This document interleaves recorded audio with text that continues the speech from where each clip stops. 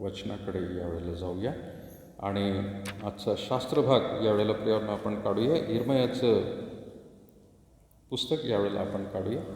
इर्मयाचं पुस्तक याचा 23वा अध्याय. इर्मयाचं पुस्तक याचा 23वा अध्याय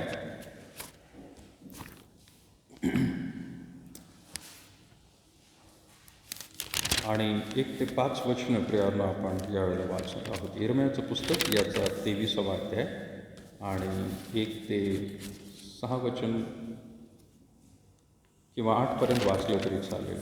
आपल्यापैकी कोणी आहे ते वाचू शकतं. ज्यांना वाचायची इच्छा आहे उभं राहावं आणि यावेळेला तुम्ही वाचू शकता. इर्मयाचं पुस्तक 23वा अध्याय आणि 1 ते 8 वचनं प्रियानं. कोणी आपल्यापैकी मनोहर वाच.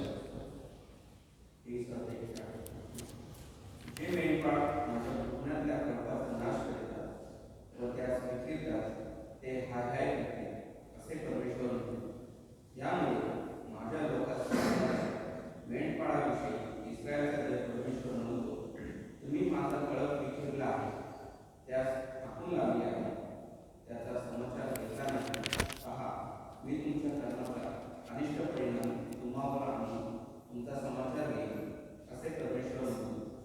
मी ज्या ज्या देशात आपला कळप टाकून लावला त्या त्या देशात त्यांचा अवशेष जमा करेन व त्यास त्यांच्या मेंढवाड्यात परत आणेन, म्हणजे ते फळफळून वृद्धी पावतील. मी त्याचवर मेंढपाळ नेईन, ते त्यास चालतील, म्हणजे ते पुढे भिणार नाही, घाबरणार नाही, कमी होणार नाही असे परमेश्वर म्हणतो. परमेश्वर म्हणतो, पहा, मी दाविदाकरिता एक धार्मिक अंकुर उगवीन. तो राजा होऊन राज्य करेल, तो शुद्धतेने वागेल, देशात धर्मज्ञान करेल. असे दिवस येत आहे, त्यांच्या काळी यहोवा सुरक्षित होईल, इस्रायल निर्भय असेल व जे नाव त्याला देतील ते हे परमेश्वर आमची धार्मिक. परमेश्वर म्हणतो, यास तो पहा, असे दिवस येत आहे की त्या ज्या परमेश्वराने इस्रायल वंशाच्या देशातून आणले त्याच्या जीविताची शपथ असे म्हणणार नाही, तर उत्तर देशातील व ज्या ज्या देशात इस्रायल घराण्याच्या संघटनाला हातून लागलेले होते त्यातून त्यांनी त्यास आणले त्या परमेश्वराच्या जीविताची शपथ असे म्हणते व ते स्वतःच्या देशात. परमेश्वर वाचली वचन आशीर्वादित करो. बंधू मनोहर यांचे आभार मानतो. थँक्यू वाचल्याबद्दल. यावेळेला प्रियानं एक लहानशी प्रार्थना करू आणि मग देवाच्या वचनाकडे प्रियानं आपण लगेचच वळणार आहोत.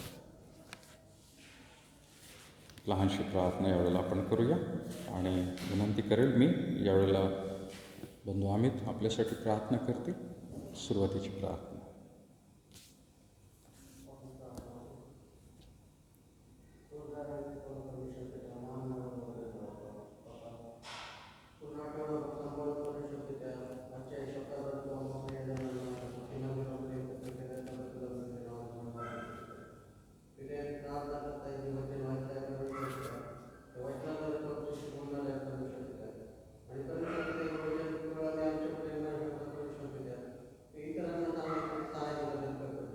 येस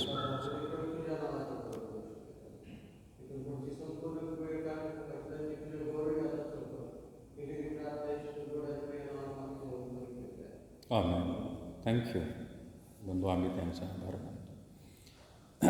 यावेळेला प्रियानो आपण वचनामध्ये जात आहोत आणि मागील दिवसांमध्ये वेगवेगळ्या रीतीने आपण प्रियानो या गोष्टी पाहिल्या की देवाच्या पुत्राचं आगमन परत एकदा लवकरच होणार आहे आणि त्याचे घटनाक्रम आपण पाहत आहोत. तर मागील दिवसांमध्ये आपण 4 पायऱ्या आपण त्यामध्ये पाहिल्या आहेत. एकूण 7 घटना होणार आहेत, परंतु मध्ये मध्ये वेगवेगळ्या रीतीने आपण काही आणखीन खोल गोष्टी बघितल्या आणि मग आपल्याला समजून येत आहे की प्रभू येशू ख्रिस्ताचं दुसरं आगमन होण्याआधी कोणती गोष्ट होणार आहे. तर सगळ्यात पहिली गोष्ट, प्रभू येशू ख्रिस्ताचं जर दुसरं आगमन होणार आहे तर जे उपस्थितीत आहे कोणी सांगेल का पहिली घटना काय होईल प्रभू येशू ख्रिस्ताचं दुसरं आगमन व्हायच्या आधी? आता काय होणार आहे पहिली गोष्ट? कोणाला आठवतं कुठली गोष्ट होणार आहे? आपण असंच चालत राहिलो तर सगळ्यात पहिली घटना काय होणार आहे? मंडळीचं रूपांतर. अगदी बरोबर अश्वनी सिस्टर, थँक्यू. मंडळीचं रूपांतर होणार आहे, मंडळी बदलली जाणार आहे. ही पहिली घटना. सगळ्यात आधी आपण वाट बघत आहोत. आपण खरं तर तिकडे लक्ष लावलं पाहिजे. या भूतलावर जीवन जगत आहोत, परंतु कधी मंडळीचं रूपांतर होईल हे सांगता येत नाही. आणि म्हणजेच परमेश्वर त्याच्या विश्वासणाऱ्यांना घेऊन जाण्यासाठी ढगामध्ये तो येणार आहे. तर पहिली घटना मंडळीचं रूपांतर. त्यानंतर दुसरी घटना आहे की 7 वर्षाचा महाकाळ. आणि या 7 वर्षाच्या महाकाळापैकी सुरुवातीचे 3.5 वर्ष हे मनुष्य त्याच्याच कृतींमुळं जे काही त्याला भोगावे लागणार आहे ते तर तो भोगणार आहे सुरुवातीचे 3.5 वर्ष. नंतरची जे 3.5 वर्ष आहेत तर त्यामध्ये हे त्रास तो भोगत असतानाच परमेश्वर आणखीन त्याच्यामध्ये भर घालणार आहे. आणि परमेश्वर अशी भर घालणार आहे की लोक अगदी भयानक परिस्थितीमध्ये त्यांना प्रियानं जावं लागणार आहे. तर त्याला आपण म्हणतो महासंकटाचा काळ. तिसरी गोष्ट होणार आहे घटना म्हणजे हर्मगेदोनची लढाई. मोठी लढाई होणार आहे. म्हणजे मंडळीचं रूपांतर, त्यानंतर 7 वर्षाचा महासंकटाचा काळ. महासंकटाच्या काळाच्या शेवटी प्रभू येशू ख्रिस्ताचं आगमन होणार आहे. पण ते आगमन कशासाठी होणार आहे? तर संपूर्ण रीतीने वाईट लोकांचा नाश करण्यासाठी आणि सैतानाचा ताबा घेण्यासाठी प्रयत्न होणार आहे. तर ही जी गोष्ट आहे पवित्र शास्त्रात आपल्याला फार चांगल्या रीतीने दाखवलेली आहे. आता चौथी घटना प्रभू येशू ख्रिस्ताचं आगमन भूतलावर होणार आहे. म्हणजे काय? आधी त्याचं आगमन ढगामध्ये होणार आहे मंडळीला घेऊन जाण्यासाठी, पण आता मात्र त्याचं आगमन भूतलावरती प्रियांनो पाय लागण्यासाठी होणार आहे.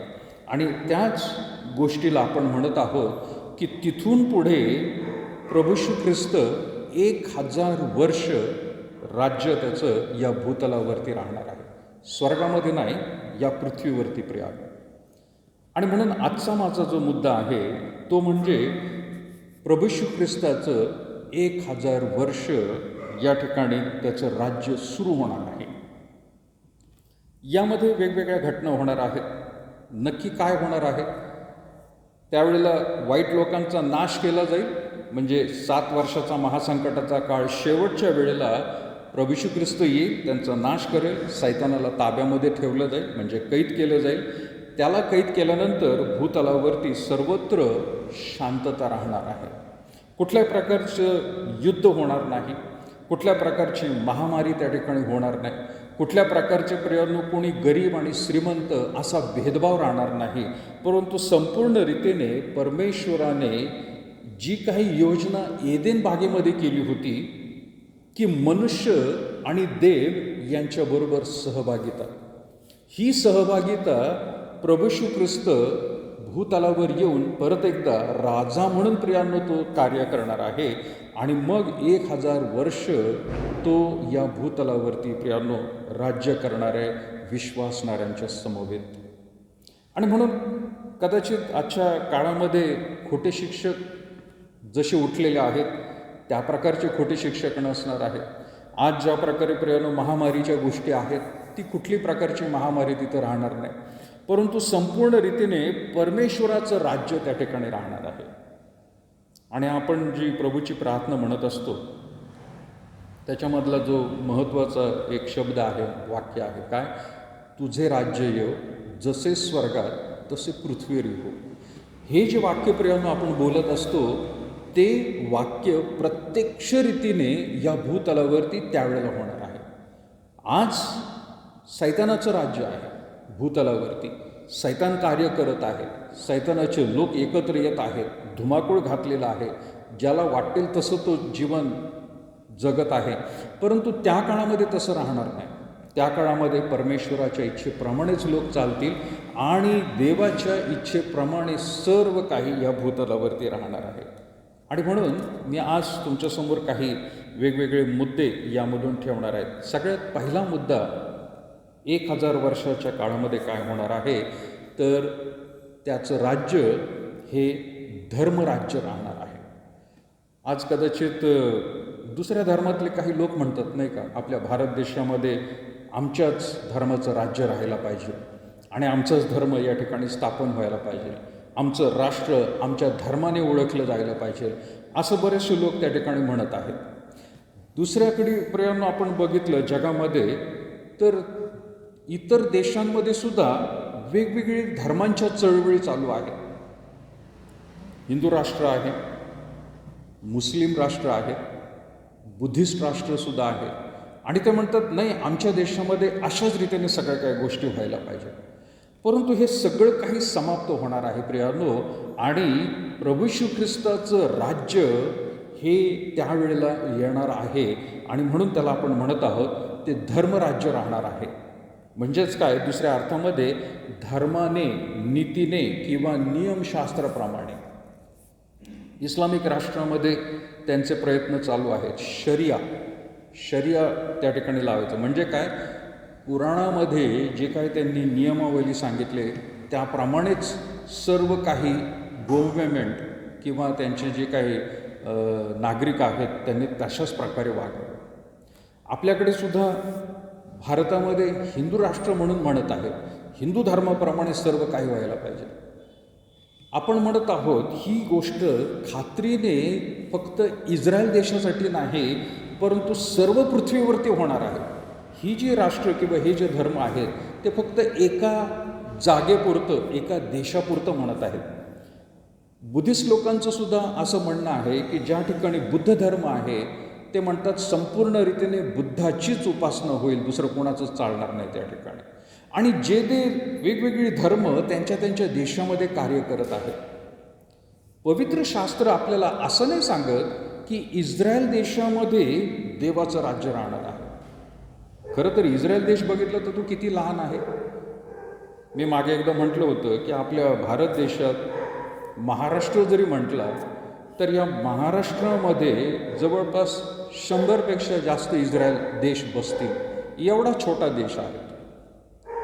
म्हणजे इथून कल्याणपर्यंत किंवा मुंबईपर्यंत जर प्रवास केला तर संपूर्ण इस्रायल राष्ट्र झालं. एवढा छोटा देश आहे. एवढ्या छोट्याशा देशावरती येशू ख्रिस्ताचं राज्य राहणार नाही आहे, परंतु पवित्र शास्त्र सांगत आहे येशू ख्रिस्ताचं राज्य संपूर्ण भूतलावरती राहणार आहे. त्याबद्दल प्रियांनो आपल्याला देवाचं वचन सांगत आहे. काही लोक म्हणतील हे कसं शक्य आहे. हे देवाचं वचन आहे आणि देवाने ते सांगितलेलं आहे तर त्याची पूर्तता नक्कीच होणार आहे प्रियांनो.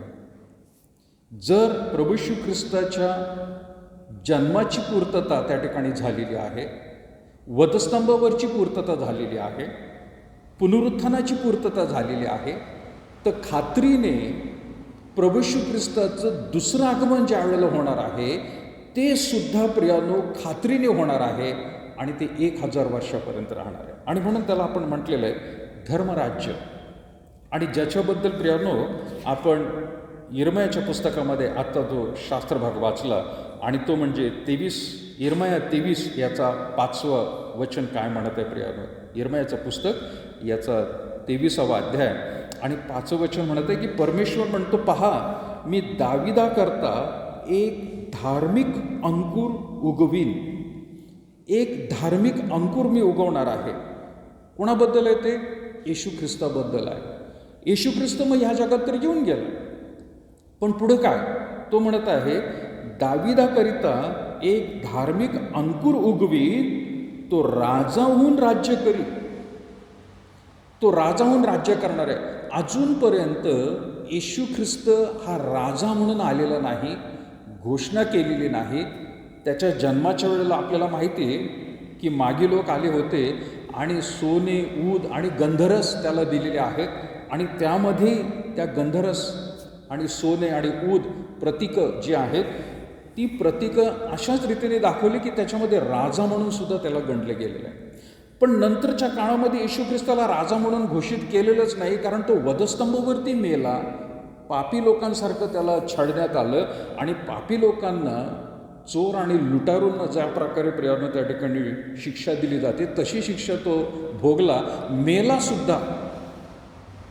पण तिसऱ्या दिवशी परत एकदा उठलेला आहे आणि मग 40 दिवसानंतर स्वर्गात गेला. राजा म्हणून त्याला कुठं घोषित करण्यात आलं, परंतु येत्या दिवसांमध्ये तो राजा म्हणून येणार आहे.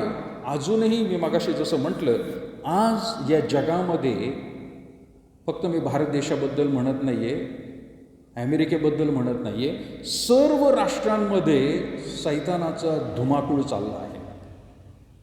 पण येशूला अजूनही लोकांनी ओळखलं नाही. पण असे दिवस येणार आहेत की तो दाविदाच्या वंशातला अंकुर होईल आणि तो राज्य करेल, हे देवाचं वचन पुढं प्रियानं सांगत आहे. आणि म्हणून ही भविष्यवाणी आहे यिर्मया याचा 23वा अध्याय, की जे भविष्यवाणी अजून व्हायची आहे. आणि तो म्हणत आहे की तो राजा होऊन राज्य करील, तो सुज्ञतेने वागेल, देशात धर्मन्याय करील, देशामध्ये धर्मन्याय करेल. असे दिवस येत आहेत. त्याच्या काळी यहूदा सुरक्षित होईल, इस्रायल निर्भय वसेल व जे नाव त्याला देतील ते हे परमेश्वर आमची धार्मिकता. आज इस्रायल देश सुरक्षित नाही आहे प्रियानो. इस्रायल देश जर बघितला तर चहूबाजूने इस्लामिक राष्ट्रांनी तो घेरलेला आहे आणि त्याच्यावर सारखे हल्ले होत आहेत. तो आज सुरक्षित नव्हता, तो मागेही सुरक्षित कधीच नव्हता, त्याच्यावर आक्रमण होत गेलेले. पण मग येत्या दिवसांमध्ये इस्रायल सुरक्षित राहणार आहे. कधी? ज्यावेळेला परमेश्वर प्रभू येशू ख्रिस्त राजा म्हणून ह्या भूतलावर येईल. आणि त्यावेळेला सर्व लोक काय म्हणणार आहेत की परमेश्वर आमची धार्मिकता आहे. सो वचन आपल्याला त्या ठिकाणी सांगत आहे की त्याचं राज्य हे धर्मराज्य होणार आहे. 1000 वर्षाच्या काळामध्ये त्याचं राज्य धर्मराज्य. आता काही लोकांना जेव्हा आपण म्हणतो ना 1000 वर्षाचं राज्य, तर ही एक मोठी कल्पना वाटते.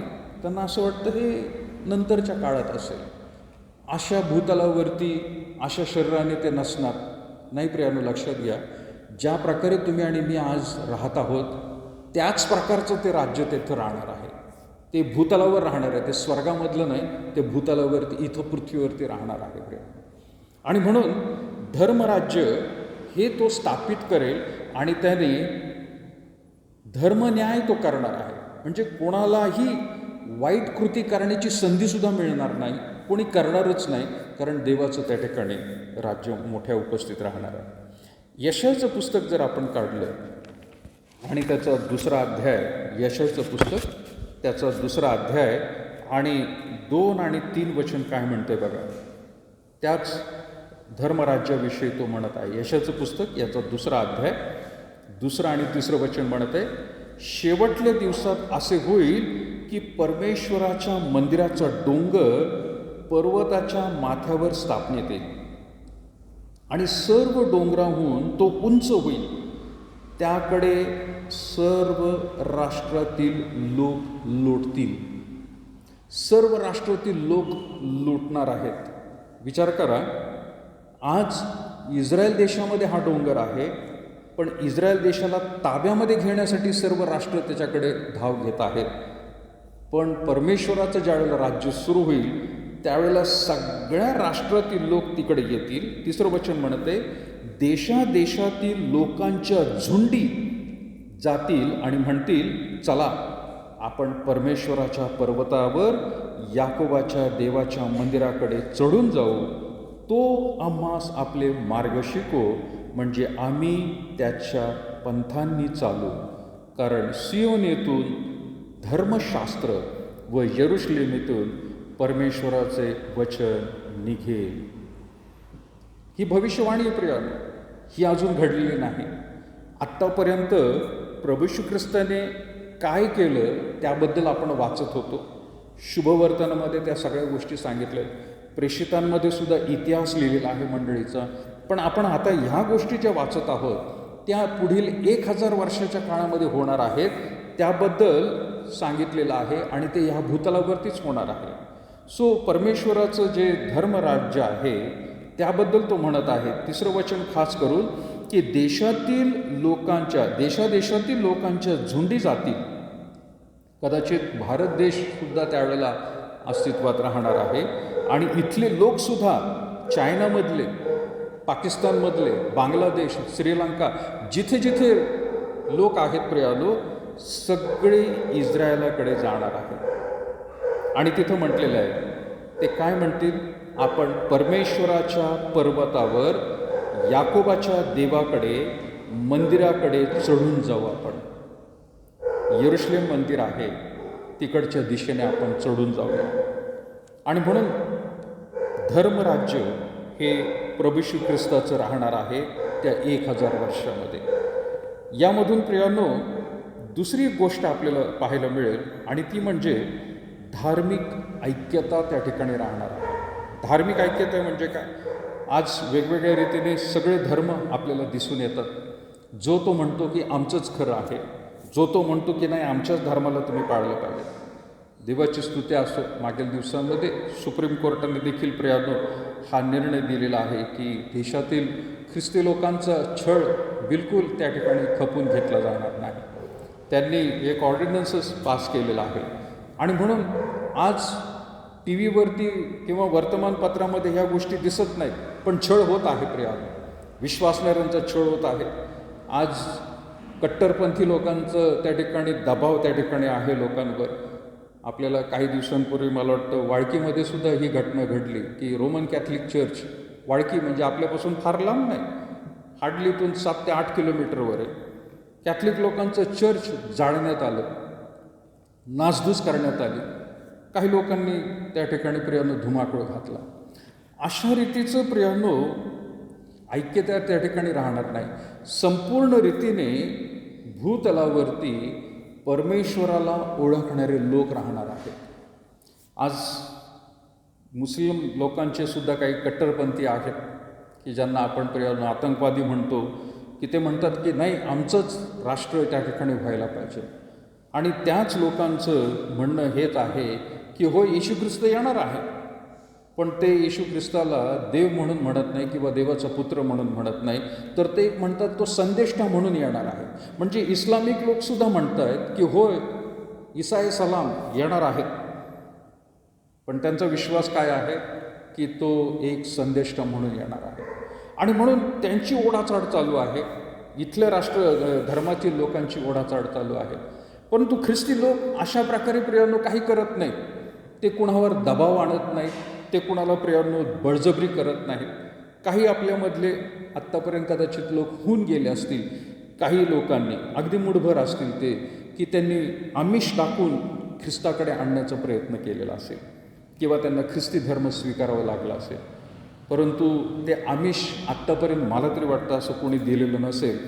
एखाद्या गरीब माणसाला सुवार्ता सांगून त्याची गरज जर तो भागवत असेल, म्हणजे नुसती आध्यात्मिकच नाही तर शारीरिक देखील त्याची गरज तो भागवत असेल, तर त्याला आमिष म्हणता येणार नाही. कारण त्या गरजेमध्ये तो व्यक्ती होता आणि ती गरज त्याला भागवलेली आहे.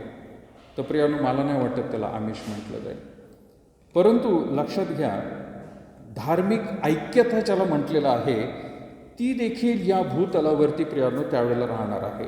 म्हणजे सर्वधर्म समभाव हे विचार मी मांडत नाही आहे, पवित्र शास्त्र त्याच्याबद्दल सांगत नाही आहे. त्यावेळेला बाकीचे सुद्धा धर्म एक रूपेने राहतील असं म्हणत नाही आहे, परंतु परमेश्वरालाच ओळखणारे सर्वत्र लोक राहणार आहेत. कारण त्याआधी जसं आपण पायऱ्या बघितल्यात प्रियानो की 7 वर्षाचा महाकाळ जो राहणार आहे त्यामध्ये भयंकर अशी प्रियानो रक्तपात, लोक स्वतः एकमेकांचा जीव घेतील आणि आणखीन 3.5 वर्षामध्ये परमेश्वर स्वतःचा क्रोध भूतलावर ओतणार आहे. त्यावेळेला वाईट लोक जगामधून समाप्त होतील. आता पवित्र शास्त्राचा अभ्यास थोडासा नीट केला तर असंही समजून येतं की सगळेच लोक देवाकडे जातील का? नाही. त्यावेळेला सुद्धा काही असे लोक राहणार आहेत, नवीन जन्मलेले लोक राहणार आहेत की त्यांच्यावरती प्रभू येशू ख्रिस्त देव हा बळजबरी करणार नाही आहे. ते जन्माला येतील, ते मोठे सुद्धा होतील, पण बाकीच्या सर्व राष्ट्रांमध्ये जास्तीत जास्त देवाला ओळखणारे लोक राहतील. म्हणजे आज ख्रिस्ताला ओळखणारे लोक अल्पसंख्यक म्हणून गणले जातात, परंतु त्या काळामध्ये अल्पसंख्यक प्रियानो हे देवाला न ओळखणारे लोक अस्तित्वात राहणारच आहे. त्यामध्ये प्रियानो आपण गोष्टी बघत आहोत की सर्वत्रच देवाचं कार्य लोकांना पाहायला मिळणार आहे. मलाखीचं पुस्तक प्रियानो आपण मगाशी जे वाचलं, मलाखी याचा पहिला अध्याय आणि प्रियानो त्याचं 11 वचन काय म्हणते बघा. मलाखीचं पुस्तक त्याचा पहिला अध्याय आणि 11 वचनामध्ये म्हटलेलं आहे, कारण सूर्याच्या उगवतीपासून मावळतीपर्यंत राष्ट्रांमध्ये माझे नाव थोर आहे. सूर्याच्या उगवतीपासून मावळतीपर्यंत. एक काळ असा होता नाही का की आपल्याला माहिती प्रियानो, ब्रिटिशांच्या राज्याबद्दल म्हटलं जात होतं. काय बोललं जात होतं की ब्रिटिशांचं राज्य हे कधीच मावळत नाही. सूर्य जिथं जिथं उगवतो तिथं तिथं ब्रिटिशांनी राज्य केलेलं आहे, अशी एक म्हण होती. पण आता इथं लक्षात घ्या, देवाचं वचन पुढील भविष्यवाणीबद्दल सांगत आहे. येशू ख्रिस्ताचं 1000 वर्षाचं राज्याबद्दल बोलत आहे. आणि मलाखी याचा पहिला अध्याय 11 वचनामध्ये म्हणत आहे, सूर्याच्या उगवतीपासून मावळतीपर्यंत राष्ट्रांमध्ये माझे नाव थोर आहे. माझ्या नामप्रित्यर्थ प्रत्येक स्थळी धूप जाळतात व निर्दोष बली अर्पतात, कारण माझे नाम राष्ट्रांमध्ये थोर आहे, असे सेनाधीश परमेश्वर म्हणतो. कोण म्हणत आहे? एखादा याजक बोलत नाही आहे, एखादा राजा बोलत नाही आहे, एखादा पाळक बोलत नाही, एखादा बिशप बोलत नाही आहे प्रियानो. ही भविष्यवाणी आहे. आज जरी प्रियानो सर्वत्र वेगवेगळे धर्म आणि त्यांच्या त्यांच्या राष्ट्रांबद्दल बोललं जात आहे, गाजवलं जात आहे, परंतु एक काळ या भूतलावर असा येणार आहे की सूर्याच्या उगवतीपासून जिथं जिथं सूर्य चमकतोय आणि जिथं जिथं तो मावळतोय प्रियानो, त्या सर्व ठिकाणी परमेश्वराचेच नाव थोर मानले जाणार आहे. कसं होईल? आजच्या काळामध्ये कदाचित आपल्याला वाटतं हे अशक्य वाटतंय, परंतु होणार आहे, हे देवाचं वचन आहे. आणि म्हणून तो म्हणत आहे, या सर्व गोष्टी धार्मिक ऐक्यता सर्वत्र प्रियानो पाहायला मिळणार आहे. यामधून प्रियानो आणखीन एक आपल्याला तिसरा विचार मांडायचा आहे. 2 विचार आपण मांडले की धर्मराज्य आहे 1000 वर्षामध्ये. दुसरं म्हणजे धार्मिक ऐक्यता तिथं असणार आहे.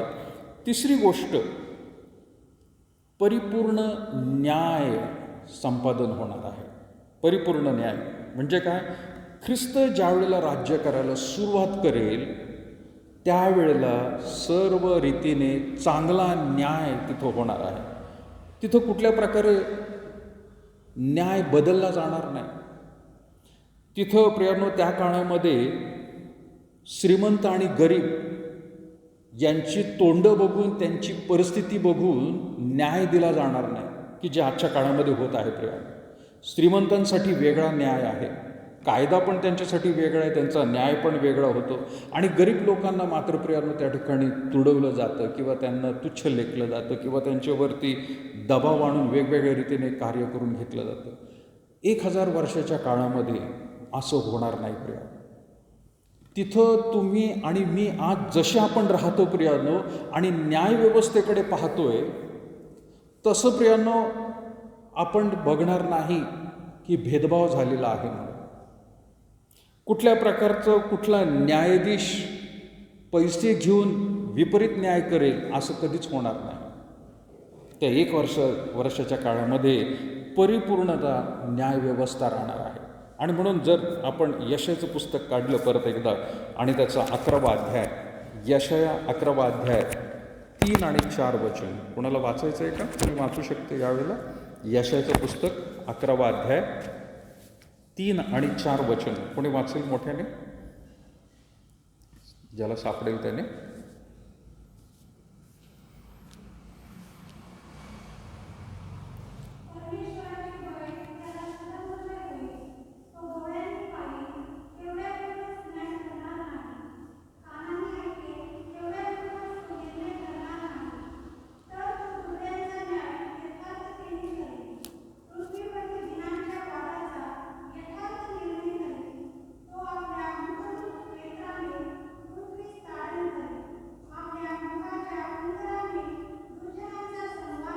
येस. 5वं वचन वाचा पुढे.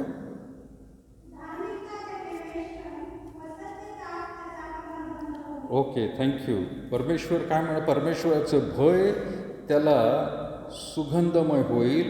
तो डोळ्यांनी पाहील तेवढ्यावरूनच न्याय करणार नाही, म्हणजे डोळ्यांनी दिसतं तसं तो करणार नाही. कानांनी ऐकेल तेवढ्यावरूनच तो निर्णय करणार नाही. बऱ्याच वेळेला माणसं असं करतात नाही का, डोळ्यांनी जे दिसतं तसंच समोरच्या बरोबर वागतात, किंवा कानांनी कोणीतरी काहीतरी सांगितलं ऐकलं तर त्याच्याकडे त्याच रीतीने ते बघतात. तो तसं करणार नाही. तर विशेष 4थं वचन काय म्हटलंय, तर तो दुबळ्यांचा न्याय यथार्थने करील, पृथ्वीवरील दीनांच्या वादाचा यथार्थ निर्णय तो करील. म्हणजे दीन, दुबळे, गरीब, अनाथ यांचा विशेष करून प्रियानो तो न्याय किंवा त्यांच्यावरती विशेष प्रियानो तो पांघरून घालेल किंवा त्यांना झाकणार. त्यांनी काही कृत्य केलं म्हणून त्यांना तो झाकून टाकेल असं नाही, पण जे आत्तापर्यंत हे लोक वाईट मानले गेले किंवा प्रियानो त्यांना तुच्छ लेखले गेलं, बाजूला सारलं गेलेलं आहे, तसं मात्र त्या काळात होणार नाही. आणि मग पुढं म्हणत आहे, तो आपला मुख स्वरूप वेत्राने पृथ्वीस ताडेल, आपल्या मुखाच्या फुंकराने दुर्जनांचा संहार करेल, आणि धार्मिकता त्याचे वेष्टन आणि सत्यता त्याची कमरबंद होईल. परिपूर्ण न्यायव्यवस्था. परमेश्वराला आत्तापर्यंत प्रियानो जगामध्ये गरीब आणि श्रीमंत ही जी दरी आज वाढतच चाललेली आहे, तो संपूर्ण रीतीने ती मिटवून टाकणार आहे.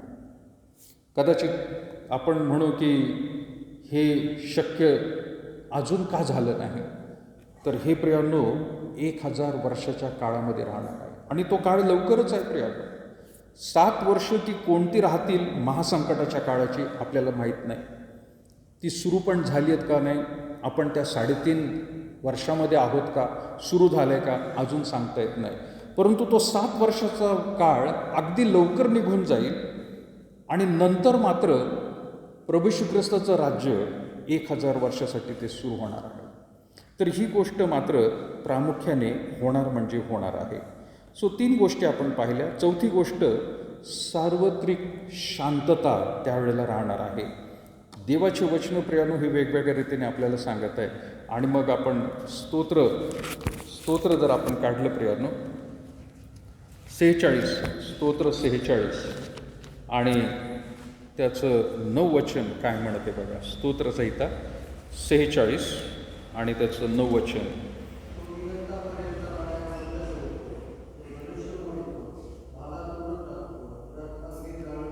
येस, आत्तापर्यंत ही भविष्यवाणी पूर्ण नाही झालेली प्रिया. तुम्हाला वाटतं का दिगंतापर्यंत लढाया बंद झाल्या? नाही झालेल्या. अजून लढाया होणार आहेत, सुरू होणार आहेत. लढाया म्हणजे त्या भयंकर लढाया प्रिया. जसं पहिलं महायुद्ध, दुसरं महायुद्ध, त्याहीपेक्षा भयंकर माणसांना वेदना भोगाव्या लागतील अशा रीतीच्या लढाया त्या होणार आहेत प्रिया. मग त्यामध्ये आता आजच्या काळामध्ये आपण म्हणतो की फक्त चायनाने जसं जैविक हत्यार काढलं आहे, म्हणजे कोरोना व्हायरस, काही लोक म्हणतात की हे सुद्धा एक प्रकारचं हत्यार आहे, आणि 3रं महायुद्ध चायनाने जिंकलं आहे असं काही लोकांचं सुद्धा मत आहे. का? जगातले कितीतरी लोक ह्या एका व्हायरसने त्याने मारून टाकलेले आहेत. भयंकर हा व्हायरस आपल्याला वाटत आहे, आपण अजूनही त्याची दहशत घेत आहोत, परंतु याहीपेक्षा भयंकर गोष्टी येत्या दिवसांमध्ये होणार आहेत आणि राष्ट्रांवर उठवणार आहेत. आणि मग त्याच्यामध्ये ज्याला कुठल्या प्रकारचा तो बॉम्ब म्हणतो, गॅस वायू सोडला जातो की ते त्याचा म्हणजे बॉम्ब टाकल्यानंतर जसं अग्नी होऊन माणसं मारतात तसं न होता केमिकल बॉम्ब ज्याला म्हणतात. केमिकल बॉम्ब म्हणजे बॉम्ब टाकल्यानंतर फक्त धूर दिसेल किंवा वायू सगळीकडं पसरेल आणि जो श्वास घेतल्या माणसं मरून जातील. हे सुद्धा बॉम्ब आज तयार आहेत. अशा रीतीचे भयंकर गोष्टी होणार आहेत आणि आता चालू पण आहेत काही ठिकाणी. वर्तमानपत्रातून किंवा मीडियामधून ते आपल्याला ऐकायला मिळत नाही, पण जगात काही ठिकाणी प्रियानो त्याचा वापरही करण्यात आलेला आहे. पण ज्यावेळेला प्रभू श्री ख्रिस्ताचं राज्य होईल त्यावेळेला स्तोत्रकर्ता म्हणत आहे, तो दिगंतापर्यंत लढाया बंद करतो, धनुष्य मोडतो, भाला तोडून टाकतो, रथ अग्नीत जाळून टाकतो. आणि 10वं वचन शांत व्हा म्हणत आहे. शांत व्हा आणि लक्षात ठेवा, मीच देव आहे. राष्ट्रांमध्ये माझा महिमा वाढेल, पृथ्वीभर माझा महिमा वाढेल. इस्रायलभर नाही, पॅलेस्टाईनवरती नाही, एका राष्ट्रापुरतं नाही. तो म्हणत आहे संपूर्ण रीतीने राष्ट्रांमध्ये माझा महिमा वाढेल आणि पृथ्वीवर माझा महिमा वाढेल. हे पुढील काळामध्ये होणार आहे प्रिया, लवकरच ते पाहायला मिळणार आहे. आणि म्हणून तिसरी गोष्ट आपण प्रियानो पाहिल्यानंतर ही खास करून चौथी गोष्ट बघत आहे की युनिव्हर्सल पीस त्याला म्हटलेलं आहे, सार्वत्रिक शांतता.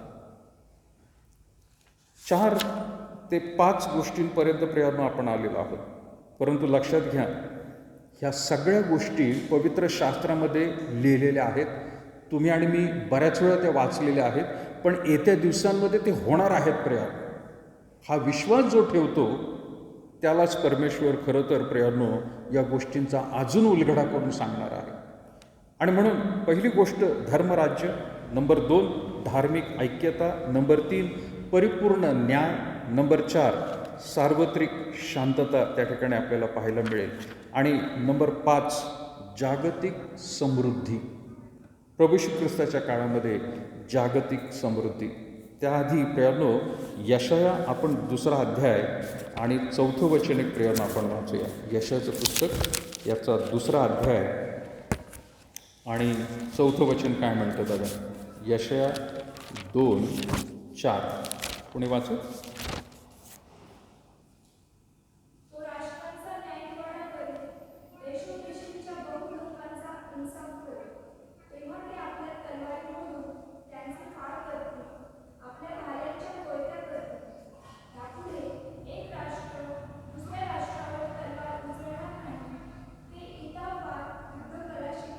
येस, ते इतापार. मला शेवटचा मुद्दा त्यामध्ये म्हणायचा आहे. ते इतापार युद्धकला शिकणार नाहीत. लोक त्यांचे भाले मोडणार आहेत आणि काय करणार आहेत? भाले मोडून कोयता तयार करणार. म्हणजे शेतीची कामं त्यावेळेला प्रियानो वाढणार आहे, समृद्धी त्या ठिकाणी येणार आहे.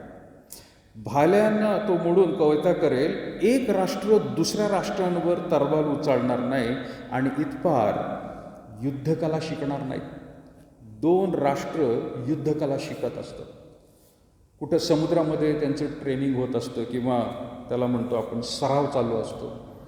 मग अमेरिका आणि भारत किंवा रशिया आणि भारत 2 देशांचे सैन्य एकत्र येऊन सराव करतात आणि वेगवेगळ्या रीतीने आपल्याला पाहायला मिळतं प्रियानो.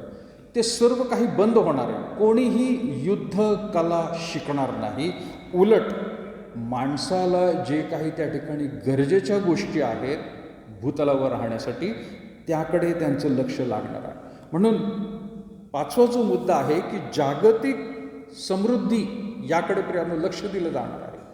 आता हे वाचत असताना किंवा बोलत असताना कदाचित असं वाटतं की कुठले तरी पक्षाचं घोषणापत्र आहे का काय हे? कारण येत्या दिवसांमध्ये तसं होणार आहे, हम करेंगे, हम देखेंगे असं बद्दल म्हटलेलं आहे. नाही प्रियानो, लक्षात घ्या, ह्या गोष्टी पवित्र शास्त्रामध्ये जर आहेत तर त्या खात्रीने घडणार आहेत. कारण त्याआधी ज्या काही गोष्टी सांगितल्या होत्या त्या खात्रीने घडत चालल्या होत्या आणि होत आहेत, पुढे सुद्धा त्या चालू राहतील. विश्वास ठेवणाऱ्यांना देव त्या सगळ्या गोष्टी दाखवणार आहे. विश्वास ठेवणाऱ्यांना त्या गोष्टी घडण्याआधी तो सतर्क करणार आहे. विश्वास ठेवणाऱ्यांना ह्या गोष्टी प्रियानो सांगण्यासाठी प्रेरणा देणार आहे. कारण देवाचं वचन तसं सांगत आहे आणि तो प्रियानो निश्चितच विश्वासणाऱ्यांना सांभाळणार आहे. आज समृद्धी मार्ग आपल्याकडे आहे, नाही का? सुरू नाही झाला अजून. कुठून आहे कुठंपर्यंत माहिती आहे का कोणाला? समृद्धी मार्ग मुंबई ते नागपूर, नाही नागपूर ते मुंबई समृद्धी मार्ग. अजून येत्या दिवसांमध्ये खूप काही होणार आहे. समृद्धी मार्ग का म्हटलेलं त्याने? कारण हे अंतर कापण्यासाठी खूप काळ लागत होता. रस्ते भयंकर होते. परंतु आता मात्र सगळीकडं एवढा मोठा हा महाराष्ट्रामध्ये रोड होणार आहे की जवळपासचे लोकसुद्धा त्या रोडवरून सर्वत्र मुंबईला ते पोहोचतील. जी आपली राजधानी आहे तिथं ते सुरक्षित येतील, त्यांचं अंतर लवकर कापलं जाणार आहे. ह्यासाठी त्याला नाव दिलेलं आहे समृद्धी. पण इथं एका राज्याबद्दल, एका देशाबद्दल नाही, तिथं म्हणत आहोत प्रियांनो आपण जागतिक समृद्धी येणार आहे. सध्या जागतिक काय चाललेलं आहे? वर्ल्ड रिसेशन, मराठीत काय शब्द? जागतिक मंदी चाललेली आहे. भयंकर अशा महागाईच्या गोष्टी सुरू झालेल्या आहेत. पण हा काळ असा राहणार आहे की जागतिक समृद्धी तिथं राहणार आहे. कोणालाही कोणत्याही गोष्टीची कमतरता राहणार नाही. मगाशी मी जसं म्हटलं प्रियांनो, श्रीमंत आणि गरीब हा भेद त्या ठिकाणी राहणार नाही, ती दरी तयार होणार नाही. सर्व लोक एक समान त्या ठिकाणी राहणार आहे. त्याबद्दल प्रियांनो यशा सांगत आहे. यशाचं पुस्तक 65वा अध्याय 21 आणि 23 वचन काय म्हणते बघा. यशाचं पुस्तक याचा 65वा अध्याय आणि 21 पासून मी वाचत आहे. यशा 65:21. ते घरे बांधून त्यात राहतील, द्राक्षांचे मळे लावून त्यांचे फळ खातील. ते घरे बांधतील आणि त्यात दुसरे राहतील, ते लावणी करतील आणि फळे दुसरे खातील, असे व्हायचे नाही. कारण वृक्षाच्या आयुष्याप्रमाणे माझ्या लोकांचे आयुष्य होईल व माझे निवडलेले आपल्या हाताच्या श्रमाचे फळ पूर्णपणे भोगतील. 23 वचन. त्यांचे परिश्रम व्यर्थ जाणार नाहीत. संकट तात्काळ गाठील अशी संततीला ते जन्म देणार नाहीत. कारण परमेश्वराने आशीर्वाद दिलेली ती संतती आहे व त्यांची मुले त्यांच्या जवळ राहतील. जागतिक समृद्धी एका विशिष्ट गटाबद्दल म्हटलेलं नाही, एखाद्या जातीबद्दल म्हटलेलं नाही, एखाद्या देशाबद्दल म्हटलेलं नाही. आज प्रियांनो समृद्धी म्हटलं तर एखादा विशिष्ट गटच आपल्या डोळ्यासमोर येतो. श्रीमंत लोक किंवा एखादी जमात काही वेळेला आपण म्हणतो, अरे नाही मारवाडी लोक, राजस्थानी लोक, भैये लोक हेच श्रीमंत झालेले आहेत, गुजराती लोक हेच श्रीमंत झालेले, अशी चर्चा सगळीकडे होते. पण हे तशा गोष्टी नाही आहेत. पण खास करून याच्यामध्ये जर बघितलं तर ह्या सगळ्या गोष्टींची भविष्यवाणी देव त्या लोकांच्या जीवनाबद्दल बोलत आहे की जे विश्वासणारे आहेत. लक्षात घ्या, जे विश्वासणारे आहेत. ते घरे बांधून त्यात राहतील आणि द्राक्षांचे मळे लावून त्यांचे फळ खातील. कोणीतरी घर बांधलंय आणि दुसरंच येऊन राहतोय, कोणीतरी शेतामध्ये पेरलंय आणि दुसरंच कापणी करतोय, असं होणार नाही. पण विशेष करून काय म्हटले, वृक्षाच्या आयुष्याप्रमाणे माझ्या लोकांचे आयुष्य होईल. एखादा वृक्ष जसा लावल्यानंतर कितीतरी वर्षांपर्यंत प्रियांनो तो राहत असतो, तसे त्यांचं आयुष्य राहणार आहे. काही वृक्ष आफ्रिकेमध्ये प्रियांनो आहेत, 2000 वर्षापासून प्रियांनो ते भूतलावर आहेत. 2000. तुम्ही इंटरनेट सर्च करा, तुम्हाला त्यांचे फोटोसुद्धा पाहायला मिळते. माणसाचं आयुष्य एवढं मोठं मिळणार आहे. आज आयुष्य जास्त होण्यासाठी माणसं कितीतरी प्रयत्न करतात, औषधं, संशोधन. पण जास्तीत जास्त किती होणार आहे? 100, 150. 2 दिवसापूर्वी मला वाटतं मी कुठंतरी सोशल मीडियावर पाहिलं, 122 वर्षाची म्हातारी आहे आफ्रिकेमध्ये, 122 वर्षाची. आणि अजूनही 122 वर्षाच्या वयामध्ये ती झाडाच्या शेजारी उभी राहून काम करताना दाखवलं व्हिडिओ. 122 वर्ष आणि काम करते आज. झोपू नये असं नाही. इथं 60 आणि 70 वर्ष म्हटलं तर हात लटपटायला लागतात. 100 वर्ष तर खूप क्वचितच ऐकायला मिळतं. ही बाई 122 वर्षाची आहे आणि काही तिने विशेष केलेलं नाही आहे. ती सर्वसामान्य बाई आहे. पण इथं लक्षात घ्या, परमेश्वर म्हणत आहे त्याच्या लोकांचं आयुष्य वृक्षांच्या आयुष्याप्रमाणे होणार आहे. माझे निवडलेले आपल्या हाताच्या श्रमाचे फळ पूर्णपणे भोगतील. जे काही ते श्रम करतील त्यांना ते पुढे मिळणार आहे. त्यांचे परिश्रम व्यर्थ जाणार नाहीत आणि संकट तात्काळ गाठील अशा संततीला जन्म देणार नाहीत. त्यांची संतती बघा किती राहणार आहे, कशी राहणार, की जर संकट आलं तर त्यांच्यावर एकदम आक्रमण होईल. म्हणजे एखादी महामारी म्हणा किंवा काहीतरी शत्रू, ते असे भरभक्कम राहतील त्यांची संतती, कुठल्याही प्रकारच्या संकटाला सामोरं जाण्यासाठी ते तयार राहतील. आणि म्हणून तिथं म्हटलेलं आहे, तसल्या संकट तात्काळ गाठील अशा संततीला ते जन्म देणार नाहीत, कारण परमेश्वराने आशीर्वाद दिलेली ती संतती आहे व त्यांची मुले त्यांच्या जवळ राहतील. 1000 वर्षाचा काळ त्याच्याबद्दल आपण म्हणत आहे. आज मुलं आईबापांपासून दूर असतात, दूर जातात, जाऊ दिले जातात. अशा रीतीची परिस्थिती जगात पाहायला जाते. पण तो काळ तसा राहणार नाही. सर्वत्र प्रियांनो, त्याला म्हटलेलं आहे जागतिक समृद्धी पाहायला मिळणार आहे. 6वी गोष्ट याच्यामध्ये आहे प्रियांनो, कौटुंबिक आनंद. जिथं आपण आता वाचलं प्रियांनो की मुलं त्या ठिकाणी किंवा संतती जी आहे देवाने आशीर्वादित केलेली आहे. तर जकर्याचं पुस्तक जर आपण काढलं, जकर्याचं पुस्तक आणि त्याचा 8वा अध्याय 4 आणि 5 वचन कोणी वाचेल. जकर्या त्याचं 8वा अध्याय 4 आणि 5 वचन कोणी वाचेल आपल्यासाठी? जकर्याचं पुस्तक 8वा अध्याय 4 आणि 5.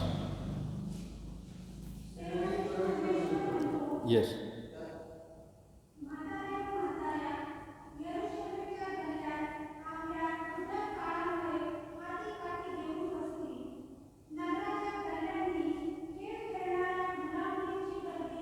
येस. काय म्हटलंय? सेनाधीश परमेश्वर म्हणतोय त्या 1000 वर्षाच्या काळामध्ये म्हातारे व म्हाताऱ्या, पुरुष आणि स्त्री दोघं, म्हणजे आजच्या काळामध्ये आपल्याला पाहायला मिळते म्हातारा लवकर जातो, म्हातारी मागे राहते, किंवा म्हातारी जाते आणि म्हातारा राहते. म्हातारे जात नाहीत आणि म्हातारी जात नाही, तरुणच जातात आणि तरुणी जातात, लग्न झालेले. आज अशी परिस्थिती आहे. पण त्यावेळेला त्या 1000 वर्षामध्ये लोक म्हातारे होतील पण ते जाणार नाहीत. तिथं म्हटलेले म्हातारे व म्हाताऱ्या यरुशलेमेच्या गल्ल्यात आपापल्या वृद्धकाळामुळे हाती काठी घेऊन बसतील. आता ती काठी म्हणजे काय? आधारासाठी नाही आहे, ती काठी म्हणजे दणकट काठी आहे.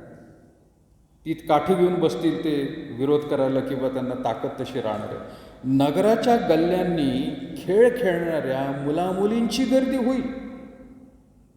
किती सुंदर प्रियांनो. आज मुलं मुली कुठे गर्दी करतात का? लॉकडाऊनमध्ये नाही झालेलं. मुलं मुलींची गल्ल्यांमध्ये नाही दिसत, घराघरामध्ये मोबाईलची गर्दी झालेली आहे. परंतु आता मात्र तिथं म्हटलेलं आहे ते 1000 वर्षामध्ये मुलं गल्ल्यांमध्ये खेळ खेळतील. आणि मग 6वं वचन, सेनाधीश परमेश्वर म्हणतो या दिवसात या अवशिष्ट राष्ट्रास मी गोष्ट अचंब्याची वाटते, म्हणून माझ्याही दृष्टीने अचंब्याची होईल काय, असे सेनाधीश परमेश्वर म्हणतो. गोष्टी होणार आहेत, त्याने भविष्यवाणी दिलेली आहे. आणि आज प्रियांनो, ह्या सर्व खऱ्या होण्यासाठी देवाने सर्व राष्ट्रांमधून सर्व यहुदी लोकांना इस्रायल देशात एकत्र करायला सुरुवात केली. BBC मराठी न्यूजवर जर तुम्ही बघितलं तर एक क्लिप त्यांनी बनवलेली आहे, आणि ती म्हणजे पॅलेस्टाईन आणि इस्रायल ह्या 2 गटांमध्ये तुफान दगडफेक होती एका भागामध्ये, पॅलेस्टाईन आणि इस्रायल बॉर्डरवरती. पॅलेस्टाईनचे लोक, ज्याला बायबलमध्ये पलिष्टी म्हटलेलं आहे, पलिष्टी लोक काय करतात, एक अशी जागा आहे डोंगराळ भाग, जैतुनाची झाडं आहेत आणि त्या जैतुनाच्या झाडांवरून फळं काढून त्यांची उपजीविका ते त्या ठिकाणी घेत आहेत. पण झालं काय, दगडफेक का होतीये? तर BBC वाल्यांनी सांगितलं, यहुदी लोक सर्व राष्ट्रातून गोळा होत आहेत आणि इस्रायलमध्ये आता स्थायिक व्हायला लागले आहेत आणि ते म्हणतात हा प्रदेश आमचा आहे आणि आमची भूमी इथं आहे, ही आम्हाला देवाने दिलेली आहे आणि आमचं वास्तव्य आता आम्ही कायम इथं करणार आहे. आणि म्हणून ते आपल्या प्रांतामधून पलिष्टी लोकांना, पॅलेस्टाईन लोकांना हाकलून लावत आहे. तिथं फार मोठं युद्धसुद्धा होतं प्रियानो दोन देशांमध्ये.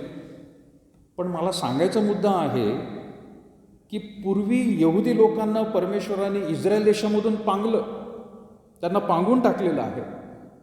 की जसं आपण बघतो की दाविदाचे प्रियानो दाविदाचा मुलगा शल्मोन, त्याने मंदिर बांधलं. शल्मोनाच्या नंतर त्याची जी मुलं आहेत त्यांच्या काळामध्ये इस्रायलाचे 2 भाग झाले, एक इस्रायल आणि एक यहुदा. आणि मग त्यांच्यावर सुद्धा वेगवेगळ्या रीतीने आक्रमण झालं, त्यांना कैद करून घेऊन गेले आणि नंतर ह्या 12 वंशांना परमेश्वराने सर्वत्र जगामध्ये पांगून टाकलेलं. आज ते 12 वंश कुठं आहेत कुणालाच माहीत नाही प्रिया, पण ते सगळीकडे पांगलेले जगामध्ये. पण आता अशी दिवस येत आहे की सगळ्या राष्ट्रांमध्ये जे यहुदी लोक आहेत ते सगळे आता इस्रायल देशामध्ये गोळा व्हायला लागले. त्याच्यामध्ये प्रियानो भारतामध्ये यहुदी लोक आहेत, मुंबईमधले पुण्यामध्ये यहुदी लोक आहेत, ते सुद्धा परतीच्या मार्गामध्ये लागले. माझ्या मित्राकडून तर मी ऐकलं होतं की नागालँड जो आपला प्रदेश आहे, राज्य आहे, त्याच्या डोंगराळ भागामध्ये सुद्धा यहुदी लोक आहेत आणि आता ते तिथून सुद्धा त्या ठिकाणी निघालेले आहेत आणि ते आपल्या राष्ट्राकडे निघालेले आहेत. म्हणजे काय, ह्या गोष्टी सर्व खऱ्या होणार आहेत आणि देव कौटुंबिक आनंद त्यांना त्यावेळेला देण्यासाठी हे सगळं घडवत आहे. आता त्यांना पांगवलं. का पांगवलं? कारण ते देवाच्या वचनाप्रमाणे वागले नाही. आणि देवाने आधीच सांगितलं होतं, मोशेच्या काळापासूनच सांगितलं होतं, दुधामाजाचा देश देण्याआधीच त्याने सांगितलं होतं, तुम्ही जर माझ्या नियमाप्रमाणे वागलात तर आशीर्वादित होताल, पण नाही तर राष्ट्रांमध्ये मी तुमची पांगापांग करणार आहे. आणि देवाने ते करून दाखवलं होतं. ती घटनासुद्धा घडलेली आहे आणि ही घटनासुद्धा घडणार आहे प्रिया. आणि म्हणून त्याच्यामध्ये आपण कुठं आहोत? यहुदी लोकांबरोबर विशेष करून, म्हणून आपण मागच्या वेळेला पाहिलं, विश्वासणारे आपण जर यहुदी नाही आहे पण तुम्हाला आणि मला घेतलं जाणार आहे मंडळीचं रूपांतर. पण या लोकांना मात्र या त्रासामधून 7 वर्षाच्या महाकाळामधून जावं लागणार आहे. कारण त्यांनी देवाच्या वचनाचा अव्हेर केला, देवाला त्यांनी अव्हेर केलेला आहे आणि म्हणून देव त्यांना प्रियानो ही शिक्षा देणार आहे. पण आता येत्याच दिवसात ते सुरू झालेलं आहे. आणि मी BBC मराठीमधली जी क्लिप सांगत आहे ती मागच्या 2-4 मला वाटतं 2 आठवड्यापूर्वीची आहे की जिथं त्यांनी ते शूटिंग करून ते दाखवलेलं आहे की पलिष्टी आणि इस्रायल लोक यांच्यामध्ये कसा वाद चालला. कौटुंबिक आनंद त्यांना मिळणार आहे. का? तर परमेश्वर प्रियानो स्वतः त्यांना एकत्र आणणार आहे. यिर्मयाचं पुस्तक 33वा अध्याय आणि 11 वचन, मी लवकरच या भागाकडून थांबणार आहे. यिर्मयाचं पुस्तक याचा 33वा अध्याय आणि 11 वचनामध्ये म्हटलेलं आहे, त्यात आनंद व हर्ष यांचा ध्वनी होईल, नवऱ्याची व नवरीची वाणी ऐकू येईल, सेनाधीश परमेश्वराची स्तुती असो, कारण परमेश्वर चांगला आहे, त्याची दया सर्व काळची आहे. असे म्हणून जे परमेश्वराच्या मंदिरात स्तुत्यर्पणे आणतात त्यांचा शब्द पुन्हा ऐकू येईल, कारण मी देशाचा बंदिवास उलटून आरंभी होते तसे सर्व काही करीन, असे परमेश्वर म्हणत आहे. त्या मंदिरामध्ये परत एकदा देवाची स्तुती स्तवनं ऐकायला मिळणार आहेत. त्या ठिकाणी प्रियानो तो म्हणत आहे, नवऱ्याची व नवरीची वाणी ऐकू येईल. म्हणजे पुन्हा एकदा समृद्धी, तो आनंदाचा काळ परमेश्वर आणणार आहे आणि देवाच्या स्तुती अर्पणाच्या गोष्टी सर्वत्र त्या भागामध्ये समजून येणार आहे. तर ही 6वी गोष्ट प्रियानो आपण पाहिली होती, कौटुंबिक शांतता. एक शेवटचा प्रियानो मुद्दा याच्यामधला मी सांगत आहे, तो म्हणजे 7वा, की शाश्वत कालावधीसाठी ते राहणार आहे. अनंत काळासाठी त्याला आपण म्हणत आहोत. म्हणजे 1000 वर्ष, आपण 100 वर्षसुद्धा म्हटलं किंवा 122 वर्ष म्हटलं मगाशी त्या बाईबद्दल, तरी आपल्याला आश्चर्य वाटतं. कोणी 150 वर्ष आणि 200 वर्ष जरी म्हटलं तर आपल्याला हसायलाच येईल आजकाल. पण इथं परमेश्वर म्हणत आहे ते 1000 वर्षाचं काळ राहणार आहे त्याच्या विश्वासणाऱ्या निवडलेल्या. आणि प्रभू श्री ख्रिस्ताने त्याच्या त्या कार्यासाठी प्रियानो आपल्याला पाहायला मिळेल. जर लूक वृक्ष वर्तमान आपण काढलं त्याचा पहिला अध्याय आणि 33 वचन काय म्हणत आहे बघा. लूक वृक्ष वर्तमान त्याचा पहिला अध्याय आणि 33 वचन. लूक पहिला अध्याय 33 वचन. तिथं म्हटलंय तो याकोबाच्या घराण्यावर युगानयुग राज्य करेल व त्याच्या राज्याचा अंत होणार नाही. त्याच्या राज्याचा अंतच होणार नाहीये. अशा प्रकारचा तो राजा म्हणून ज्यावेळेला येईल तेव्हा ते सर्व काही सुरू होणार आहे.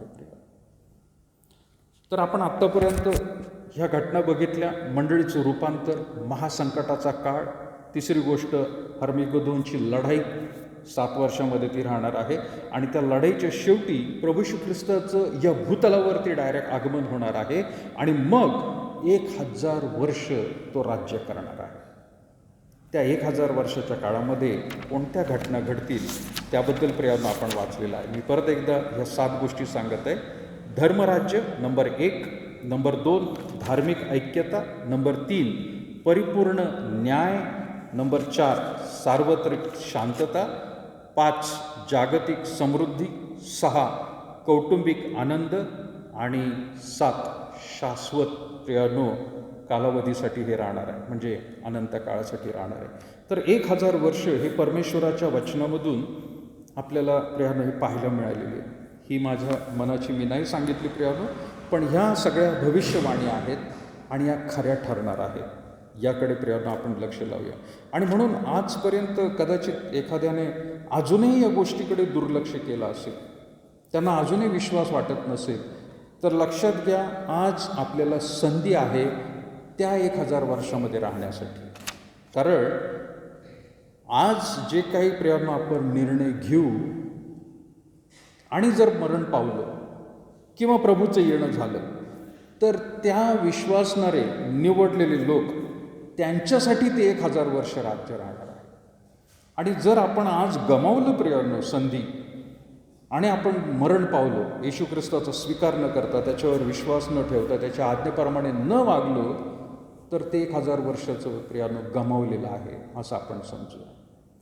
आणि म्हणून कदाचित आपल्या आधी काही लोक गेले, काहींनी ख्रिस्ताचा स्वीकार केला, काहींनी धिक्कार केला, काहींनी नामधारी ख्रिस्ती जगले. पण लक्षात घ्या ही अभिवचनं त्याच लोकांसाठी आहेत जे खरंच वचनाप्रमाणे वागणारे लोक आहेत, विश्वास ठेवून कायमस्वरूपी देवाच्या वचनाला प्राधान्य दिलेलं आहे, त्यांच्यासाठीच ते आहे. जर परमेश्वराने भविष्यवाणी केली होती की होय माझा पुत्र मी जगात पाठवणार आहे मनुष्याच्या पापांसाठी, तर ते त्यांनी केलेलं आहे. त्याने वधस्तंभावरती प्राण दिवसभर हे कार्य केलं. पुनरुत्थान झाल्यानंतर विश्वासणाऱ्यांना जवळ घेऊन सांगितलं मी तुमच्यासाठी जागा तयार करायला जातो. एकदा का जागा तयार झाली की तुम्हाला घेण्यासाठी मी परत येणार आहे. आणि तो काळ प्रियानो माहीत नाही या दिवसांमध्ये कधी येईल. मी मागे जसं म्हटलं प्रियानो, अभ्यासक म्हणतात की लवकरच ह्या सगळ्या गोष्टी होणार आहेत. आता काही दिवसांपूर्वी मी व्हॉट्सॲपवर सुद्धा एक बुकलेट टाकलं होतं, डूज अँड डोंट्स, काय करायचं आणि काय करायचं नाही संकटाच्या काळामध्ये. भारत सरकारने ते छापलेलं आहे. पंतप्रधान नरेंद्र मोदी यांचा फोटो आहे, अमित शहा गृहमंत्री यांचा फोटो आहे आणि त्यांनी त्याच्यात सांगितलेलं आहे की या सगळ्या गोष्टींमध्ये कसं वागायचं. म्हणजे कुठं ना कुठं आपल्या हिंदू राष्ट्राला देखील प्रियानो हे समजलेलं आहे की आता खूप मोठ्या घडामोडी या भूतलावर येत्या दिवसात होणार आहेत. आणि म्हणून त्यांनी नागरिकांना सतर्क करण्यासाठी ते बुकलेट्स काढलेले आहे. जर भूकंप झाला तर काय करायचं, जर सुनामी आली तर काय करायचं, पूर आला तर काय करायचं, दुष्काळ पडला तर काय करायचं, महामारी आली तर काय करायचं, सगळ्या गोष्टी प्रियानो त्याच्यामध्ये त्यांनी दिलेल्या आहेत. आणि हे कुठून त्यांना समजलं? कदाचित जागतिक शास्त्रज्ञ जे आहेत त्यांनी सांगितलं आहे की येत्या दिवसात या भूतलावर कुठेही काही होऊ शकतं, उल्कापात होऊ शकतात प्रियाल. आणि म्हणून ह्या लोकांना जर तुम्हाला सांभाळायचं आहे, त्यांची काळजी घ्यायची, तर तुम्हाला हे करणं गरजेचं आहे. आणि मागे पण प्रियानो मी वर्तमानपत्रामध्ये एक कटिंग पाहिलं होतं की तिथं शास्त्रज्ञ काय म्हणत आहेत, जे काही आता घडणार आहे आकाशामध्ये, आकाश डळमळतील म्हणून म्हटलेलं आहे. शास्त्रीय म्हणत आहेत की बायबलमध्ये जे सांगितलेलं आहे त्या सगळ्या गोष्टींची पूर्तता होती का काय, कारण तसे दिवस आता आलेले आहेत. आणि सर्व राष्ट्रांना त्यांनी खबरदारी म्हणून घ्यायला सांगितलेली आहे येत्या दिवसात काय होईल म्हणून. तर प्रियांनो लक्षात घ्या, पवित्र शास्त्र हे कधीच कुठलं एक वचन नाही, एक प्रियांनो टिंबसुद्धा खोटा ठरणार नाही, एक टिंबसुद्धा खोटा ठरणार नाही. जे लिहिलेलं आहे ते लिहिलेलं आहे. आणि यापैकी प्रियांनो मग नंतर आपल्याला अजून 2 घटना बघायच्या आहेत की सैतान हा जो बांधला गेलेला आहे तो थोडासा विद्रोह करेल, त्याचा नाश होईल नंतर. आणि 7वी घटना आहे ती म्हणजे देव जगाचा न्यायनिवाडा करणारा. येत्या दिवसांमध्ये देवाची इच्छा असेल तर यावरती प्रियांनो आपण अजून अभ्यास करूया. आणि सैतान कसा विद्रोह करेल की जो कैदेमध्ये ठेवण्यात आलेला आहे, आणि मग जगाचा न्यायनिवाडा देव कसा करेल हे लवकरच प्रियांनो देवाची इच्छा असेल तर आपण पाहणार आहोत. सो परमेश्वर करो आज या वचनामधून 1000 वर्ष देवबाप आपल्याला जे दाखवणार आहे ती शास्त्रामध्ये दिलेली आहे. आणि निश्चितच त्याप्रमाणे देव घडवेल. आपली तयारी कितपत आहे, आपण काय स्वतःची तयारी केली, आपल्या कुटुंबाची काय तयारी केली आहे हे आपण पाहण्यास प्रभू सांगतो. प्रार्थना करूया. थोर अनुग्रहकारी प्रभू, आम्ही पुन्हा एकदा तुझे आभार मानत आहोत या वचनांसाठी. वेगवेगळ्या रीतीने प्रभू आज आम्ही ह्या 7 महागोष्टी पाहिलेल्या आहेत की तुझं खरोखर 1000 वर्ष हे कशा रीतीचं राहणार आहे. आम्हाला जरी प्रभू आमच्या कल्पनेशक्ती पलीकडच्या वाटतात ह्या गोष्टी, परंतु आम्ही विश्वासणारे आहोत. तुझ्या वचनाला वाचतो आम्ही आणि त्यावरती मनन करतो आणि विश्वास देखील ठेवतो की होय, हे जर परमेश्वराने दिलेलं आहे तर खात्रीने ते होणार आहेत. आणि आम्हा सगळ्यांना तू यामध्ये प्रभू परमेश्वर तू सामील करून घेणार. आणि म्हणून आज ज्या ज्या लोकांनी प्रभू हे तुझं वचन ऐकलेलं आहे, समजून घेतलेलं आहे, त्यांच्या विश्वासामध्ये अधिक भर घाल प्रभू. त्यांचा विश्वास डळमळू देऊ नकोस. त्यांच्याद्वारे घरातील इतर प्रियजनांना आणि त्याच रीतीने प्रभू आपल्या मित्रगणांना देखील या गोष्टींबद्दल त्यांनी सतर्कतेचा इशारा द्यावा, समजावून सांगावं आणि त्यांची देखील आध्यात्मिक तयारी करून घ्यावी यासाठी तू सांगितलं. ये प्रभू, आम्ही सर्वजण तुझ्या अधीन आणि स्वाधीन होतो.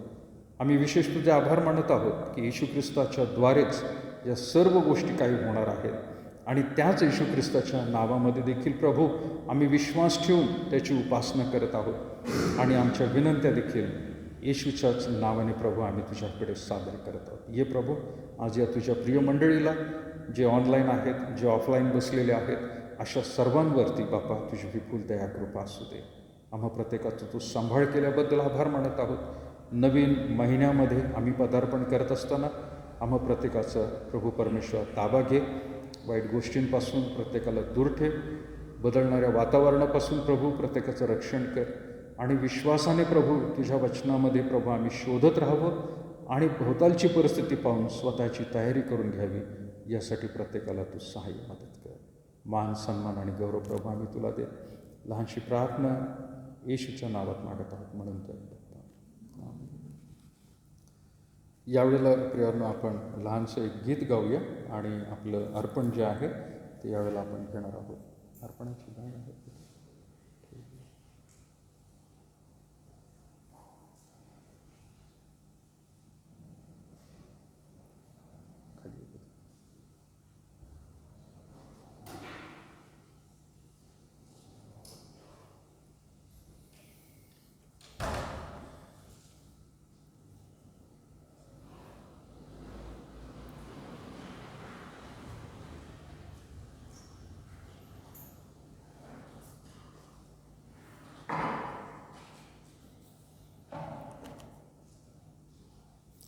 यावेळेला प्रेरणा आपण गीत गाऊया.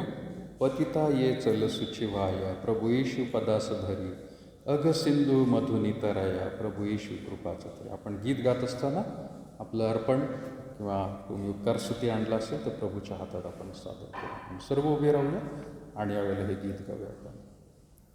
पतिता ये चल सुची वायाला, प्रभु येशू पदास धरी, अग सिंधू मधुनितरायाला, प्रभु येशू कृपाच तरी. प्रभुच्या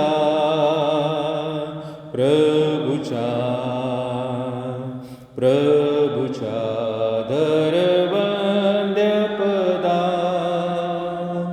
जगदुद्धारक गुरुराजाचा, न दुजापत मुक्तिपदा. प्रभु येशू क्षितिवरी आलाया, भगतोची समर्थ सखा, अग पाशा झड करी तोडाया, तुझ देल नित्य सुखा. प्रभुच्या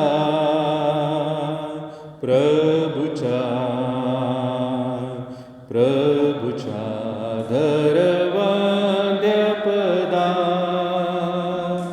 जगदुद्धारक गुरुराजाचा,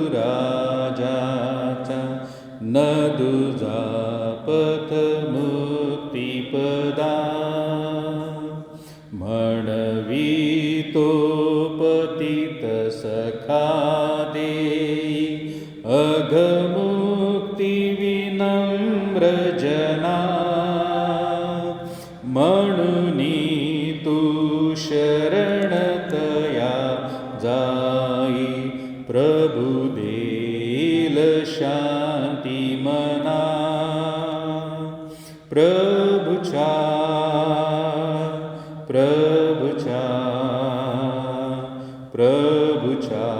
धरवंद्यपदा, जगदुद्धारक गुरु राजाच्या, न दुजापत मुक्तिपदा. मनुजांच्या हरी अवघ्यातापा, प्रणती करुणा करीतो, प्रभु पाशी चल त्यजुनी पापा, शरणागत तारकतो. प्रभुच्या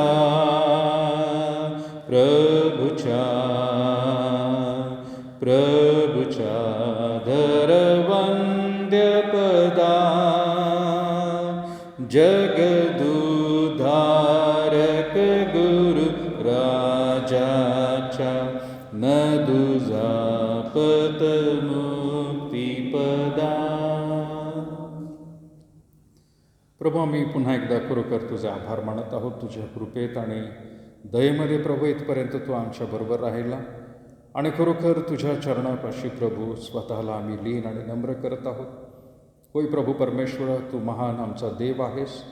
तू अखिल सृष्टीला उत्पन्न केलेला आहे, या सृष्टीला चालवत आहे आणि या सृष्टीमध्ये शेवटच्या दिवसात काय होणार आहे हे देखील प्रभू तू आम्हाला दाखवून दिले. आणि म्हणून प्रभू आम्ही स्वतःला तुझ्या समोर ज्या वेळेला घेऊन येतो प्रभू, आम्ही कोणीच नाही, काहीच नाही, आम्ही क्षुल्लक असं म्हणून प्रभू समजत आहोत. तरी प्रभू तू आम्हावरती प्रेम केलेस. आपला प्रभू येशू ख्रिस्त पुत्र याला आमच्या पापांसाठी वधस्तंभावर दिलं. हे मोठं अर्पण प्रभू आम्ही खरोखर कधी विसरू शकत नाही. त्याची भरपाई प्रभू आम्ही कधी कुठल्याच अंगाने करू शकत नाही. तरी प्रभू आज तुझ्या प्रिय मंडळीने तुझ्या कार्यासाठी जे काही आपल्या कमाईतून दिलेलं आहे ते प्रभू तू आशीर्वादित केलेलं आहेस. ज्या हातांनी दिलेलं आहेस प्रभू, ज्या भंडारातून ते आलेलं आहे ते आशीर्वादित कर आणि प्रभू ज्या भंडारामध्ये ते जाणार आहे ते देखील बहुगुणित करून आशीर्वादित कर. ये प्रभू, तुझ्या सेवेसाठी या दोन्हींचा उपयोग तू करून घे आमचा विश्वास आहे. पुन्हा एकदा आम्ही सर्वजण तुझ्या अधीन आणि स्वाधीन होत. लहानशी प्रार्थना येशूच्या नावात मागत म्हणून ठेवायची. प्रभूने शिकवलेली प्रार्थना म्हणूया. हे आमच्या स्वर्गातील बापा, तुझे नाव पवित्र मानले जाऊ, तुझे राज्य येऊ, जसे स्वर्गात तसे पृथ्वीवर येईल. तुझ्या इच्छेप्रमाणे हो. आमची रोजची भाकर आज आम्हास दे, आणि जसे आमच्या ऋण्यास ऋण सोडले तसे तू आमचे ऋणे आम्हास सोड, आणि आम्हास परीक्षेत नकोस तर आम्हास वाईटापासून सोड. कारण की राज्य, सामर्थ्य आणि गौरव ही सर्व काळ तुझीच आहे. आपल्या परमेश्वराचं प्रेम, प्रभू श्री ख्रिस्ताची कृपा आणि पवित्र आत्म्याची सहभागिता आता आणि इथून पुढं सदैव तुम्हा सर्व लहान थोर प्रियजनांबरोबर आज आणि सदा सर्व काळ असो. खाली बसूया प्रियांनो आपण. काल आज सर्व काळ येशू सारखा, सर्व बदलती तरी येशू सारखा. धन्य त्याचे नाम, धन्य त्याचे नाम, सर्व बदलती तरी येशू सारखा.